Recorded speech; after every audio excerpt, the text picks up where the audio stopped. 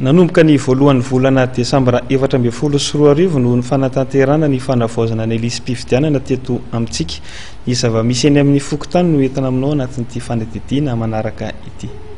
Mbola vitsy ny olona tonga manao fanamariana amin'ny fanavaozana ny lisam-pifidianana raha ny eto amin'ny fokontany Ambohimanarina no resahana. 724 no isan'ny mpifidy voasoratra anarana tao anatin'ny lisam-pifidianana nampiasaina tamin'ny fifidianana tamin'ny Desambra 2024. Mitony asa tanterahany fokontany arak'izany amin'ny fanavaozana ny lisam-pifidianana. Mahafantatra tokoa ny olona miresaka hoe tokony hijery ny lisam-pifidianana izy kanefany aty aminay vitsy ny mpanao an'izay satria maro tamin'ireo olon'ireo zany efa ohatran'ny hoe ara-dalàna tao anatin'ny lisam-pifidianana. Miasa mafy loatra ary satria dia efa voaray daholo an'ny miditra zany dia manao lera zo izahay. Ny miditra moa zany dia misy le hoe feno taona ankizy hoe 20 taona sy mifindra monina vaovao.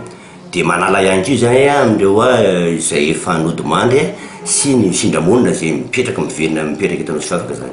Amin'ny ankapobeny aloha ny miditra ny toetra betsaka fa tsy fantatra hoe tsara ve ilay tanàna sa dia araka ny zavatra fantatra zany fa any amin'ny volana Jolay any dia mbola hisy fifidianana izay atao an'ny olon-drehetra.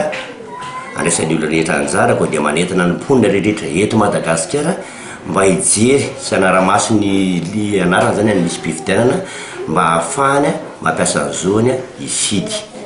Dia mino izay fa malagasy matsiaro saina an'izay.